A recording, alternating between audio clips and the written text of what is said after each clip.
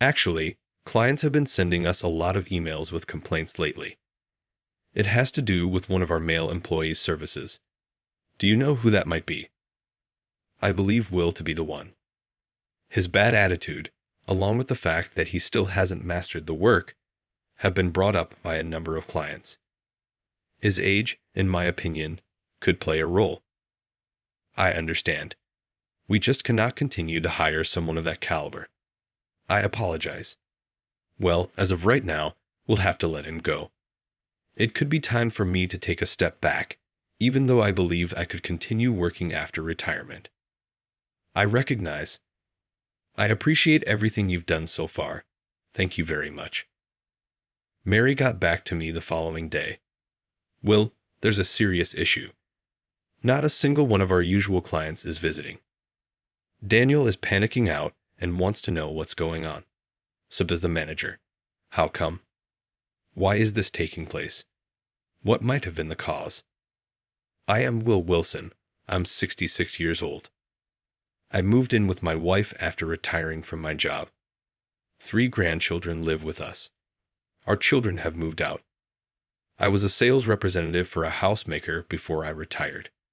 When I was younger, I used to put so much effort into my work that I frequently topped the sales charts. My wife Lisa took care of the kids and home chores. I want to spend time with her now, repaying her for those years of support by doing household chores and playing golf, which is one of our common interests. However, I still feel as though something is lacking. The idea of not having a career anymore, after devoting decades of my life to it, motivated me to work every day. I told my wife about this one day. She agreed with my wish to work right away. It's fantastic. Would you mind trying it again? Will, I enjoy watching you work so hard, she grinned. I'm grateful. Okay, I'll give it another go.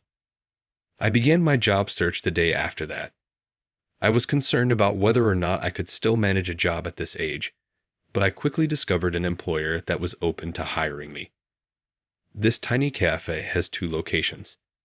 Their siphon-made coffee is highly regarded, and they take great pride in it. My spouse is a lover of the establishment, and the cakes are also well-liked. I believe that, given my background in sales, I could manage a customer service position. Although I'm not big on sweets, I have a strong fondness for coffee. I was eager to test it. My wife was overjoyed, acting as though she had won the job, when I told her that I had been hired. That's fantastic. It sounds thrilling to work in a cafe, as one might assume. You get to dress in a stylish uniform. Hey, you don't actually work here. Compared to me, you appear more excited. Despite our advanced age, we eagerly started our new lives with these kinds of talks. I was anxious on my first day of work. I hadn't felt this anxious before entering the cafe since I was a new employee. I was a little relieved to discover that I still felt these new emotions. I went up to a female who appeared to be a part-time employee as soon as I entered the cafe. Excuse me, my name is Will, and I'm starting work here today. Yes, Will, I am aware of you. I work part-time and am Mary Williams. It's good to meet you. You can follow me to the office. Kindly proceed with me. She was happy and kind, and Mary's beaming grin helped to calm my nerves a little. I was shown to a little office after Mary. A computer, folders, documents, and half-empty bottled drinks littered the desk. Please punch in at the time clock by the entrance upon arrival, then change into your uniform in the locker room. We'll have the manager here soon, so please have a seat and wait. Please feel free to ask any queries you may have. Mary made me like her even more with her kind grin when she stated this. Soon after, the manager entered the office. Good morning, Will. I'm excited to start working with you today. I got up quickly and said, Good morning. I'm excited to collaborate with you as well. I'll be here primarily because I have administrative duties to complete. Our part-time employee, Mary, will enlighten you up a floor. You can ask Daniel anything. He is the floor's team leader and will be here shortly. Understood. Well then, please head to the floor and do your best. feeling a little uneasy. I turned to face the floor and greeted the part-timers who were working. Mary started by going over the menu with me, explaining each item as she went.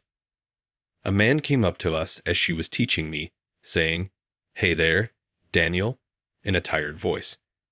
"Well done. Will is here. He begins work today." Mary gave me my introduction. He appeared to be the worker the management had previously indicated. "It's good to meet you. My name is Will. I'm excited to collaborate with you." Daniel said, "Hello," with an instant bewildered expression on his face. "How come? This is how you recruited an elderly man. What use is an elderly man like him expected to have? Please give me a moment." His initial words surprised me so much that I ignored my greeting. How impolite. "Oh please, he's only now getting familiar with the menu. Once he gets the hang of it, he'll be fine," Mary reassured. Her generosity came as a huge comfort to me. "I'll do my best to learn the job, so please bear with me." I grinned once more. "Most likely, you'll simply forget everything. Please do not worry us. This is not a place to retire." Daniel then vanished into the office. "I hope you will excuse him." With an uncomfortable smile, Mary said, "Daniel can be really snarky at times." "I see. Together, let us give it our all." "Mary, thank you." I spent some time studying about the menu before being given a lesson on how to brew coffee with a siphon. This was really difficult for me, and no matter how many times I tried, I was never able to get the hang of it and produce decent coffee. It's the distinguishing feature here, though, so I have to get good at it. Mary comforted me, recognizing my fear and saying, "It's okay. Everyone starts by making mistakes." I'm grateful. I suppose I need to practice a lot. Daniel came over with a sneer as I sent back a rueful look. "How awful are you at this, old man? We need you to pick things up fast. Practice time is not available." "All right, but initially I also made a lot of mistakes. You'll eventually grasp it. You will be fired if you continue to complain and don't brew a good cup of coffee. In the first place, I had no intention of hiring an elderly man. You are not useful." Clearly, Daniel found my advanced age intolerable. I have pride, but there's nothing I can do about my age. A young punk like him can't make me look foolish. I'll disprove him by learning this job as fast as I can. That tenacity gave me the drive to achieve. The manager called me into the office while I was rehearsing. "Lunch breaks will be taken in shifts." "Okay, Will, you have lunch first." "I understand." A feeling of exhaustion overcame me as soon as I sat down in the office chair and took a breath. My legs were quite fatigued, something I had not experienced while working. It's difficult to stand all day. I can't be whining on the first day, please. Since Mary is trying her hardest to teach me, I must also try my hardest. This is what I told myself as I began to eat my wife's prepared lunch. My worried heart and my hungry stomach were both calmed by the comforting taste. I kept practicing preparing coffee in the afternoon after the break. So concluded my exhausting first day working part-time. My wife gave me a troubled look when I arrived home. "How did the part-time work go? Are you all right?" "Yes, I made it through, but it was difficult to stand all day. I have to practice golf on my days off to increase my endurance." "Sure, I'll come along," grinned my wife. I've been working the part-time job for 3 months now, and I've become accustomed to it. I can now prepare coffee that is good enough to serve to patrons. Since most of our clients are repeat business, I've begun to recall their names, faces, and customary orders. Many patrons take a seat at the counter. I usually talk to them while using the siphon to make coffee. Having experience in sales, I felt comfortable interacting with clients. Our clientele includes office professionals, students, homemakers, and elders. Speaking with clients over lunch is one of my favorite aspects of my work. Customers now refer to me as Will or Old Will with affection, and some even confide in me about their problems. When I was managing a new customer's table one day, I unintentionally brought the incorrect order. "Excuse me, but this isn't what I ordered." I apologized profusely. "I will immediately remake it. Kindly give it a moment." Daniel was waiting for me, looking at me angrily, as I quickly took back the incorrect order. "What are you doing, old man? Are you going crazy? You will be punished by having to clean the entire floor by yourself. You'll be dismissed if you commit the same error again. I'll let the manager know that everyone is having problems because of your errors. You get it." Daniel and I were the only part-timers working that day because everyone else was off. As promised, Daniel played on his phone, hid in a corner, and did not work during the entire period. When the boss periodically came onto the floor, that's when he feigned to work. I was enraged. Everybody occasionally makes mistakes. Why was this the way I had to be treated? I worked carefully and politely with the customers, determined not to make any more blunders.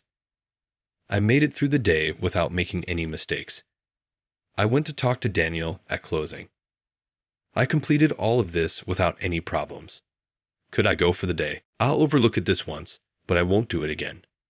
Acting all haughty and powerful when he's not even the manager. Who does he think he is? As I made my way home, I complained to myself. From then on, Daniel would find ways to avoid his responsibilities and put all the work on me when it was just the two of us. You ought to feel appreciative that you can work at your age. Should you cease to be busy, your intellect will get dull. Which is why I'm assigning you tasks. You need to be giving me thanks. The cafe was quiet and had few seats, yet it was difficult to handle the lunch rush on its own. My days got harder and harder because I was overworked, insulted all the time, and stressed out to the point of tardiness. I considered approaching the management, but I was too proud to concede to a less experienced worker. "Will, you look so exhausted these days. You don't feel particularly hungry. Are you working a part-time job that is too demanding for you? Your health comes first, so don't overdo it." "I'm fine. Don't worry." I wanted to be as happy as possible so that my wife wouldn't worry. The manager summoned me over as soon as I got to work one morning. "Will, Daniel, I need to talk to you both." "Yes, what is it?" "We've been getting a lot of emails from customers complaining lately. It has to do with one of our male employees' services. Are you able to identify the possible person?" Daniel spoke up before I could say anything. "I believe Will is the one. I've heard a number of clients bemoan his attitude." I was astounded by what I heard. This was the first I had heard of anything like that. In addition, he continues to make mistakes and still lacks the necessary skills for the position.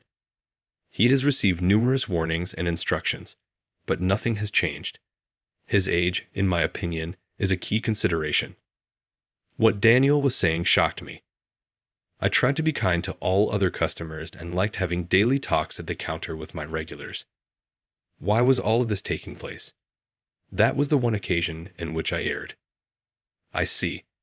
I apologize, but we have to let go of that employee. We had to say goodbye to you for today.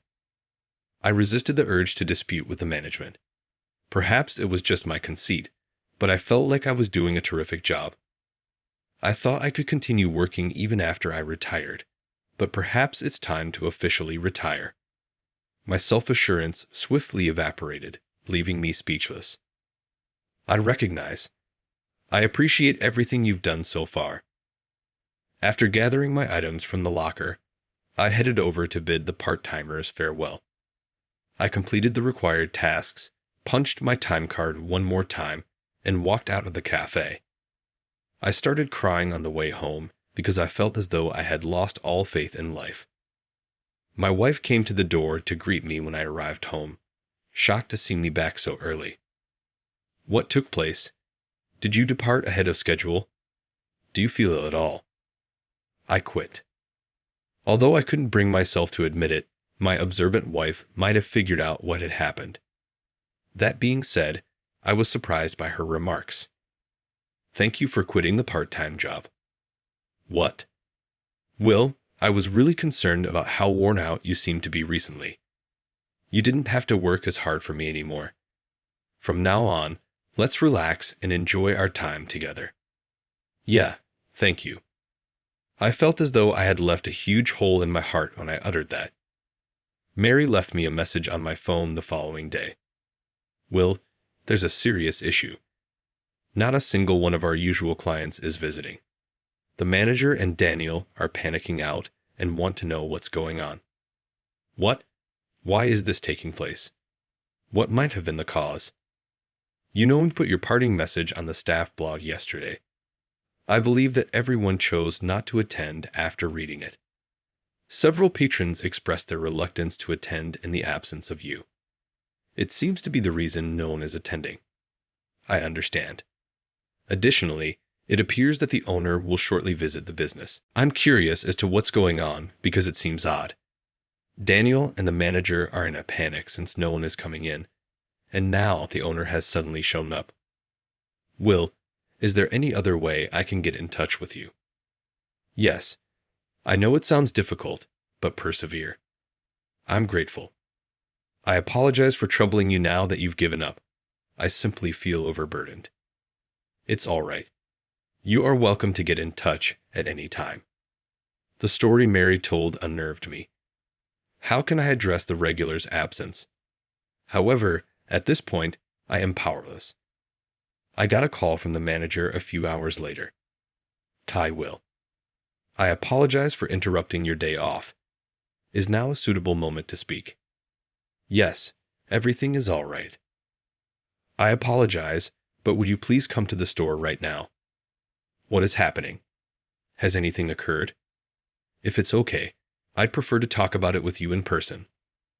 All right, I'll go over right now. Despite not knowing what was going on, I made the decision to go after hearing what Mary had to say. I ran into the owner again at the door when I got there. Will, a long time has passed. Personally, I just arrived here. It was me who gave you the call. I apologize for the impromptu request. We should speak in the office.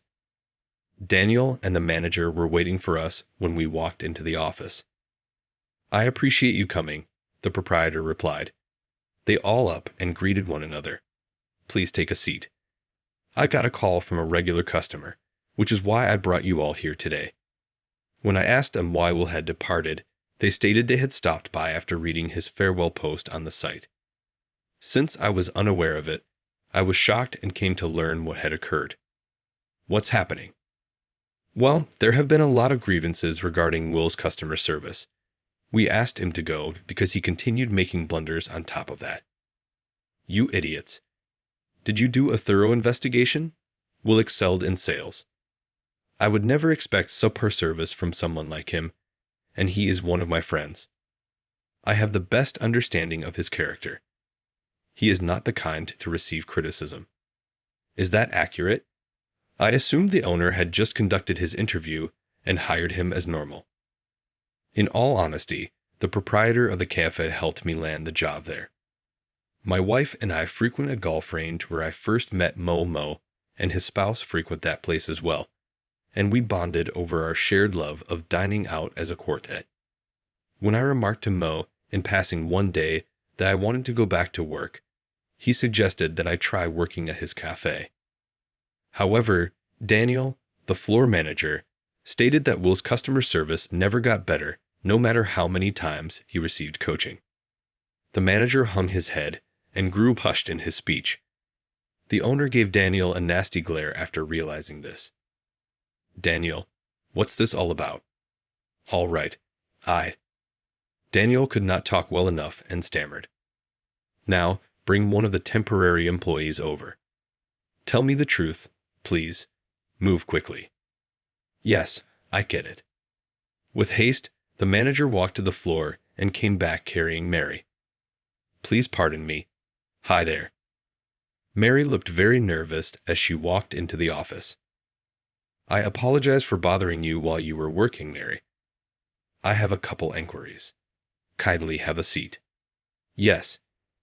I've heard a lot of negative things spoken about Will's customer service. What are your thoughts about that? Mary's startled eyes grew wide. She responded with confidence, "That's absolutely impossible," which was a sharp contrast to her earlier nervousness. Will has always had good discussions at the counter and is highly well liked by our frequent clients. We younger employees looked up to him as a role model because he was so friendly to new clients as well. Oh, really? Who you believe was the true target of the allegations regarding a male employee? You were able to talk openly. Don't worry, I'll keep you safe. Well, I have witnessed clients chastise Daniel for his subpar service on a few occasions. I understand. Is it accurate to say that Will wasn't very competent at his job? Without a doubt not. Everyone complimented Will's coffee as the best. That's why after he departed, the customers stopped coming because of how well liked he was for both his personality and his coffee. I understand. Mary, I appreciate you telling me. Please feel free to speak up if you have any other reports to make. You are free to share anything with me. I'm grateful. You promised to protect me, therefore I will tell you everything. Daniel would frequently neglect his work and assign all of it to his part-timers. He also called Will an old guy and said he was useless, insulting him. How come? How are you able to say that? Will affirmed what Mary had said. It's accurate what Mary is saying. When it was just the two of us, Daniel would verbally insult me every day and assign all of the labor to me. He even asserted that elderly people should continue working to prevent dementia. You didn't, Daniel. That was intended to be beneficial to you. He tried valiantly to justify himself, but his arguments fell flat. We are all the same age, Daniel, Will, and me. Do you think I'm worthless? The owner grinned mischievously as she peered into Daniel's eyes. Daniel was speechless and froze. Daniel, in addition to filing fraudulent reports, you neglected your work and used foul language towards your employees. We know who this store actually needs, and it's obvious who has to go. Please give it time. Please don't fire me. I apologize sincerely. I'm sorry. Just don't fire me, please. Daniel, saying sorry isn't enough. You are an inherently flawed human being. You don't value customers, you don't respect your elders, and you don't feel like you operate as a team with your coworkers. Someone like that is not necessary in our store. Whatever justifications you offer, you will be fired. You, management, bear responsibility as well. You have to start keeping a closer eye on things at work. Yes, I apologize profusely. The management expressed sincere regret. Daniel was beside him, looking sad and almost crying. I need to ask for a favor now, Will. Please return to the store beginning tomorrow. You are needed here. The customers, Mary, and the other staff members are all anticipating your return. Please, I'm eager to collaborate with you once more. I'm grateful. Thank you very much. I would be delighted to return. Mary gleamed as she heard what I had to say. I went home after the meeting and wrote about my return to the store on the staff blog. Upon arriving at work, my manager requested me to take on a leadership role. Would you please teach the younger employees how to make coffee and how to provide excellent customer service? Of course, please. I would be glad to assist. One by one, familiar faces began entering as I stood at the counter as usual. You returned. Please don't give up once more. Will, I came here only to sip your coffee. That's accurate. I come here every day. Will, simply to talk stupid with you. And Will, I depend on you for career guidance. Without you, I would be lost. Everyone was chatting at once, and there was laughter all over the counter. Upon returning home, I informed my spouse about the kind reception I had from the patrons and my advancement to part-time leader. You truly are a workaholic, but it makes me smile to see how content you are at work. I will continue to support you. Simply look after yourself and try your hardest. That makes me delighted to hear as well. I'm grateful. I had almost given up on life at one time, but I now see that there are those who depend on me. I want to live up to their expectations and continue to witness my wife's and the client's smiles.